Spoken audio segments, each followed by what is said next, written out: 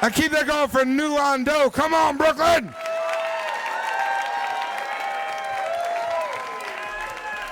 Hello. Good to see you. Hi. Hi. Okay, so yoga saved my life, and I love it, but I hate it. It's weird and awkward, and you have butts in the air, and someone's butt's always in the air, and like they use these weird names like downward dog, and there's like all this ego sometimes, and there's that guy that breathes really loud next to you, like. And anyway, so there are yoga rock stars, which are the teachers, and then there are like yoga groupies, and they're like the girls that wear the really see-through Lululemon pants in the front of the room. But the good thing about yoga is the adjustments, and an adjustment is like you could be doing like a pose, like I do this pose, and the teacher comes over and like adjusts you, and I'm like struggling, and they just move your head, and then all of a sudden you're like, oh, it's not so hard after all, and I realize like this is how I go through life, like this, you know? And it's so great to get that kind of insight and personal treatment, and but the groupies usually get all the adjustments from the rockstar teachers. So one day, I was at Jivamukti Yoga, which is like the mecca for rock stars and groupies. And they all like drink chai and eat rosemary seitan, which is gluten, by the way, and really bad for you. So I see this workshop flyer, and it says, Yogic Arts by Master Winston Long.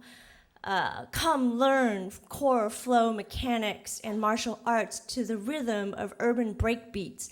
Ignite your inner fire and find your destiny. I'm like, whoa, that's a lot for a fucking workshop. But I was intrigued because the guy who was like ripped and he had like tattoos, and he was like doing a handstand with like one arm. And he's like Asian, and I'm Asian, so I don't like Asians. I like have a Jewish thing. But I thought he was kind of cute. And I was like, I could dig it. And I was like, kind of tired of all this, like, be a tree. And I was like, no. And he looked like he'd kick our ass. So I was like, I'm going. So I go, and he's kind of rock star material. And he walks in, he's like, hello, ladies, which is like, I'm your yoga god.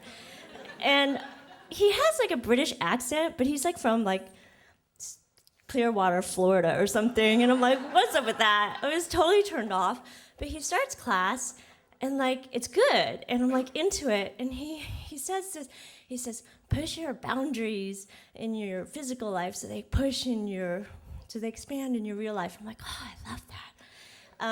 But the yoga groupies got all the attention, and but at the end of the class, he said, okay, ladies, line up. We're all gonna get a yogic hug. So I get up there. I thought it was kind of cool though. Like he was trying to like distribute himself like evenly to everybody.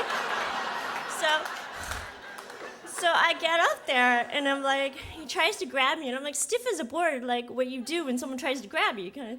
And he's like, just relax, you know. He's like, trust me. So I just loosen up and he grabs me and he twists my back and he cracks it and like releases all this pain in my shoulder because I carry like my entire apartment around the city in my bag.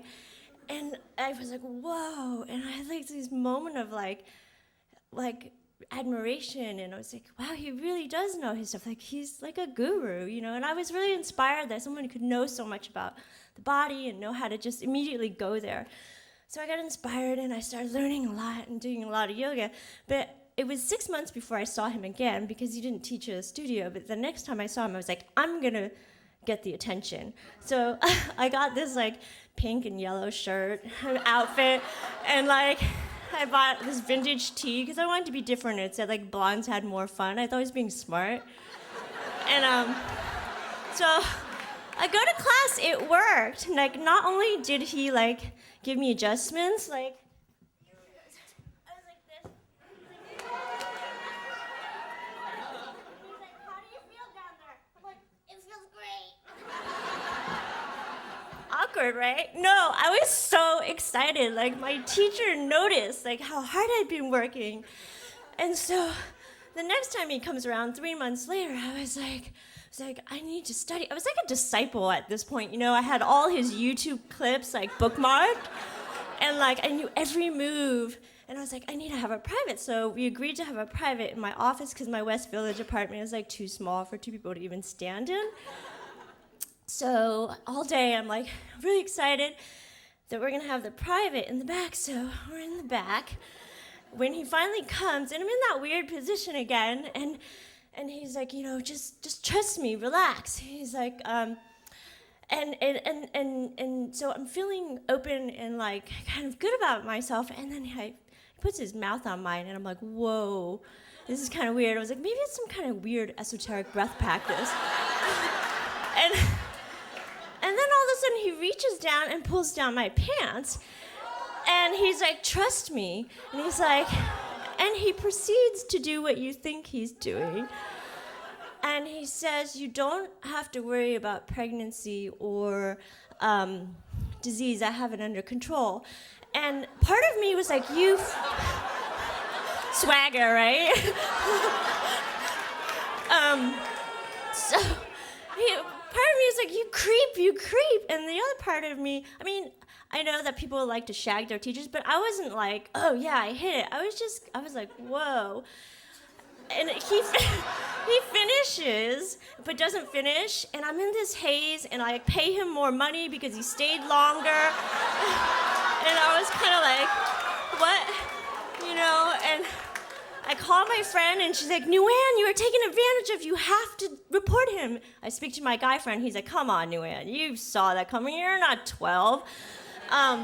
So I didn't report him, and I didn't, I was really confused for a while, but what I did was I wrote a song, and it says, you ain't no guru, and that's how I dealt with it, and I still go to yoga.